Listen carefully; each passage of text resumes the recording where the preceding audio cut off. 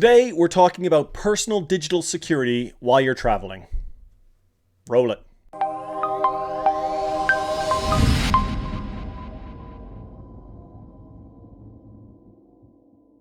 For the first time since COVID started, I got to travel for work. I was pretty excited, actually. It was earlier this week.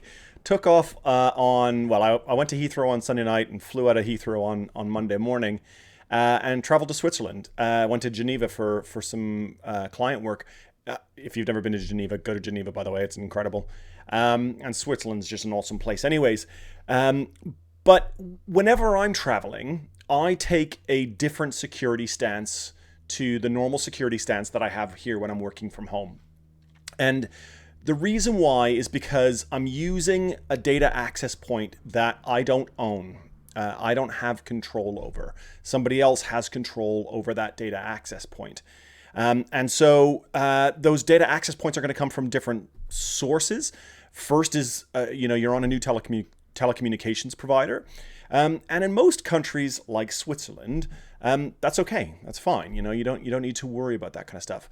The thing I'll say is some countries have what's called legal intercept systems. This is where legally some of the law enforcement or intelligence organizations are able to intercept your communications for legal purposes. Usually they'll require some kind of court order or something along those lines, but not always, depends on the country.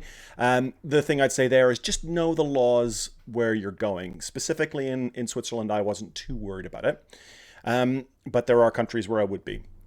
The other is what I call facilities providers, and these are places like hotels, cafes, airports, etc. And when you're traveling, you tend to be visiting these types of places an awful lot, especially hotels, cafes, airports. You spend a lot of time in these places. And what do? You jump onto their hotspot and you start using the data. Now, when you do, your data is going through somebody else's midpoint, right? Your data is going through their access point. And when you're in that kind of situation, well, personally, what I like to do is I like to secure that information in some way.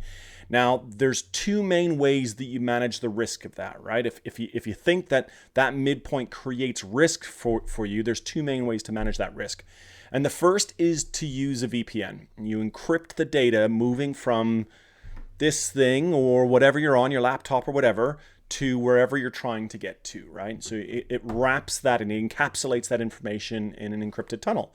And that can make it very difficult for a midpoint system to both see the content that you're sending, but also to exploit devices on either end of that.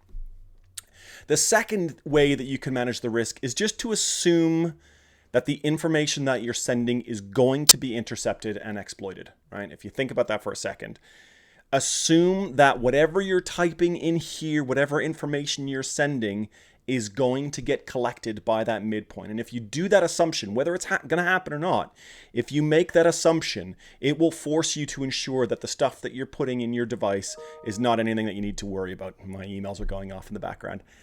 That's it for today's video, folks. Stay happy, stay healthy, be nice to each other. I'm out. Have a great weekend.